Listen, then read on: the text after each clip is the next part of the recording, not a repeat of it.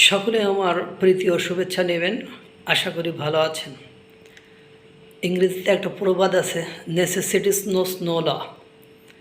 প্রয়োজন কোনো বাধা মানে না, অভাবে স্বভাব নষ্ট।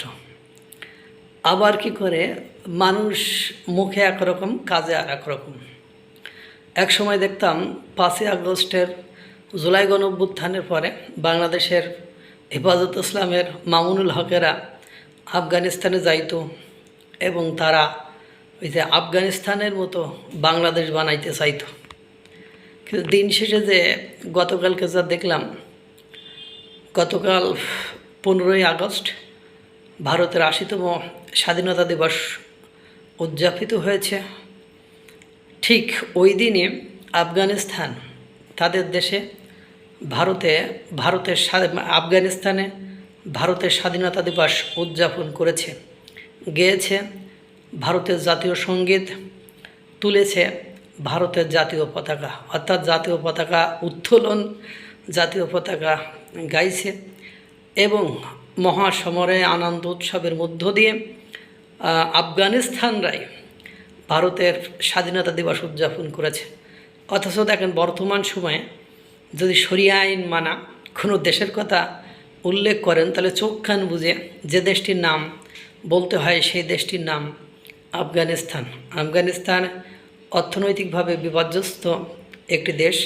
তাদের বর্তমান সময়ে চিকিৎসা সেবা, শিক্ষা খাত সহ অর্থনৈতিক সমস্ত সেক্টর দেখভাল করছে ভারত।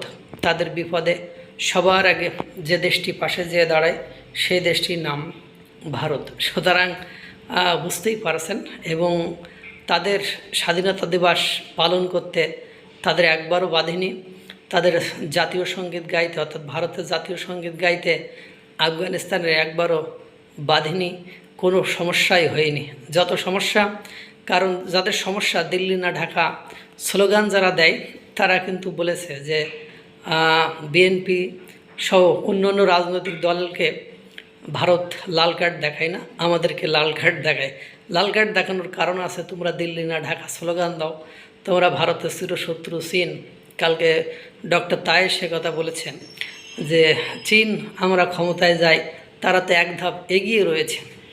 তারপরে পাকিস্তান তোমাদের বন্ধু, পাকিস্তানে যাও, তোমরা যাও, তোমাদের পুষ্কিনি তারা যায়, যে স্লোগান দাও, তোমরা বলো যে আমরা মুক্তিযুদ্ধের সময় বাংলাদেশের বিপক্ষে অবস্থান নিয়েছিলাম, কারণ আমরা চাইনি ভারতের সহায়তায় বাংলাদেশ স্বাধীন হোক।